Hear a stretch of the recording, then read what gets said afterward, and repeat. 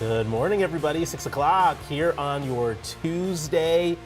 Hope you guys are doing well as we try to speed through this week here. Jason and Alicia with you, but the weather kind of makes it difficult to stay on that. And it's highway. Horrible timing, really, because so many people have spring break plans. They're looking at the forecast with a microscope. Like, please don't ruin our spring break plans, guy. And unfortunately, it looks like, Thursday, Friday could be dicey. Thursday, Friday could be dicey. I mean, just because, we're not under any winter advisories, watches, or warnings for tomorrow, still minor impacts, that could still be a little dicey for tomorrow, plus Saturday, Sunday. So we really don't get a break from the snow, otherwise, other than today. So today's going to be our quiet day. Clouds in the forecast all day long. 29, feels like 22. Wind chills, not bad at all. Air temperatures, doesn't feel bad out here. I'm pretty comfortable, and I just have a normal winter jacket on. Northwest winds at 7 miles per hour. You can see from this cam, sunrise coming up soon as we spring forward on Sunday. We'll see that sunrise earlier and earlier as we get deeper into the season and closer to spring.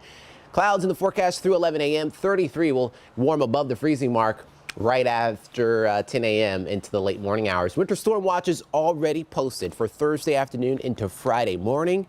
We'll keep our eyes on this system. Alicia. Thank you. Unfortunately, a crash popped up in New Brighton in the North Metro. You can see the crash icon there, but it is starting to cause quite the traffic jam. This is 694, again, westbound at Silver Lake Road, not far from exit 39 and Long Lake Road. 2 lanes of traffic are blocked, so they're just down to single lane traffic right now, and it is starting to increase drive times in that area. I'll keep an eye on it and have another update coming up. This morning, a new plan to crack down on car thieves in the Twin Cities. Unfortunately, there's been a huge increase in vehicle thefts, and they're targeting Kias and Hyundais. So take a look at these numbers. In Minneapolis alone, there's been an 833% increase in car thefts.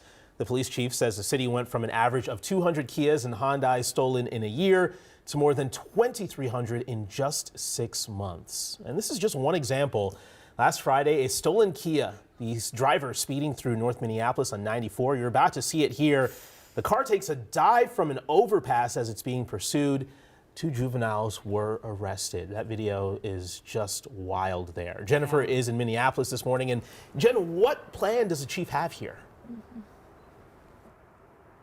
Yeah, not necessarily the chief's plan, but one that he's backing. He's backing this legislation right now that would require automakers to install anti-theft devices in their models of vehicles dating all the way back to 2013. And Jason, Alicia, you mentioned that massive spike in vehicle thefts in Minneapolis. Well, maybe in part because of this, there's these viral social media posts going around which expose security flaws. Kia and Hyundai have announced software upgrades to make their cars harder to steal. They say they're also working to provide steering wheel locks to drivers of older models. But Chief Brian O'Hara says the city has only received about 100 of those locks so far. That does not even cover the victims of theft that own Kias and Hyundais that have had their cars stolen more than once over the last 6 months. And that's obviously not enough.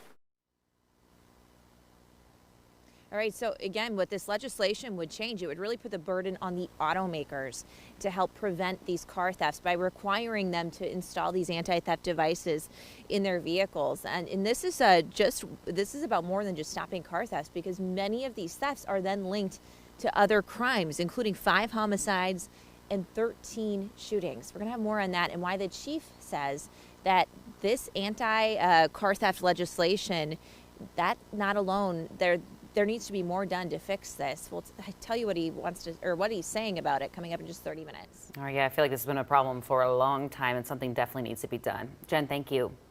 Well, the man accused of killing a 9-year-old Minneapolis girl while she jumped on a trampoline pleaded guilty to second-degree murder. 20-year-old Dupree Sharif Robinson pleaded guilty to second-degree murder in the death of 9-year-old Trinity Addison Smith. The prosecutors say she was the unintended victim of a gang-related drive-by shooting 2 years ago. In exchange for his plea, Robinson will be sentenced to 37.5 years.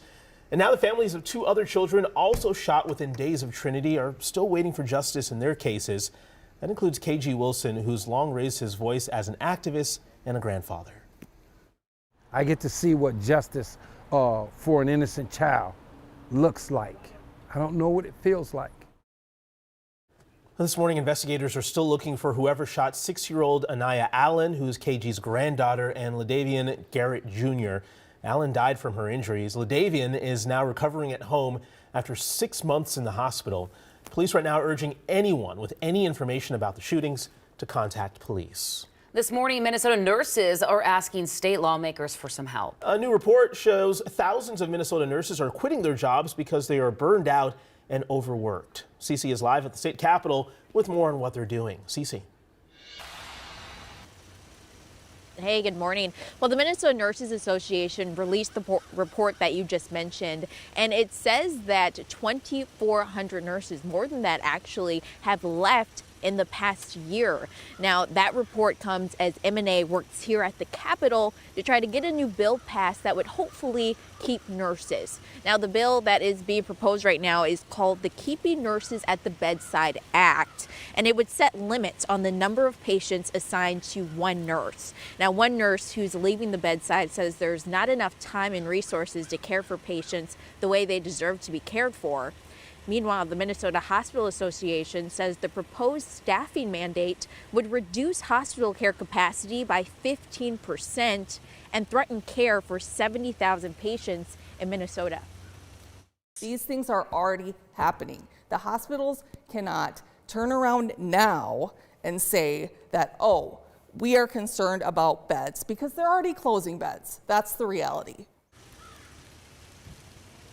Now, even though understaffing is the #1 reason that's pushing many nurses away, this new report also found that improving those staffing levels could sway some of those nurses back. Guys. All right, Cece reporting live outside of the Capitol for us. Thank you. Well, also at the Capitol, a $2 billion debate over infrastructure spending. That includes money for construction projects like roads and bridges and water treatment plants. John Croman breaks down the numbers. The Public Works construction bills in the House total $1.9 billion. The big one, $1.5 billion, requires issuing bonds or taking on debt. And when you do that, it takes a supermajority. So Dems will need 11 Republicans to join them to get to that 81 vote mark. Same thing over in the Senate. The Dems will need 7 Republicans to join them to pass a bonding bill.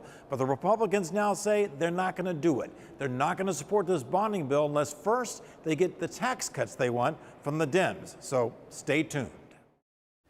John, thank you. Also in St. Paul, supporters of electronic poll tabs are speaking out against a potential move to limit e-tabs. It comes after the Minnesota Court of Appeals recently ruled that the reveal all option on these games is too similar to a slot machine. And under state gaming laws, slot machines can only be operated by tribal nations.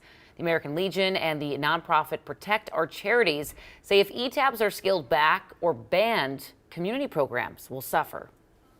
Changing the laws surrounding e-tabs will be extremely detrimental to our posts and our ability to support them, their communities, and our veterans.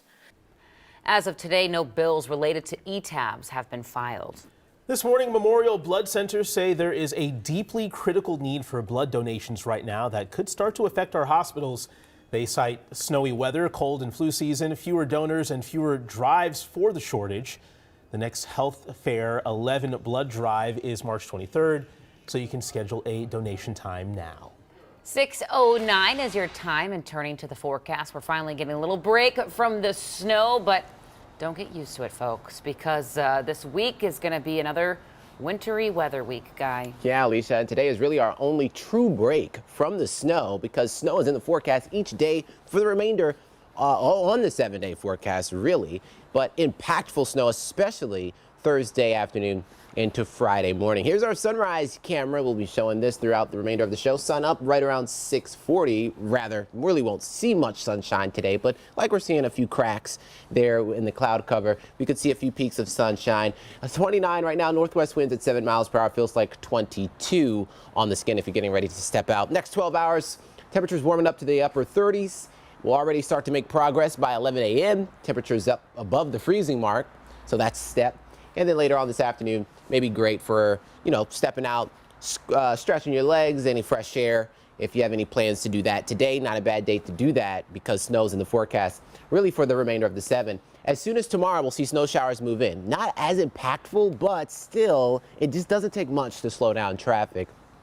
Temperatures right around the freezing mark tomorrow morning, and snow late morning in the forecast. Accumulations don't look impressive for tomorrow, but still we're going to watch that as things could just be a little slick, but especially slick on Thursday as heavy snow starts to spread from west to east. So Thursday is going to be the day, 36 into Friday morning. Here are my weather headlines. Good morning to you. If you're just now joining us, snow chances increase Wednesday from west to east. That's tomorrow. And then the most impactful winter weather will be Thursday afternoon into Friday. More snow chances. Another chance for accumulating snow Saturday into Sunday.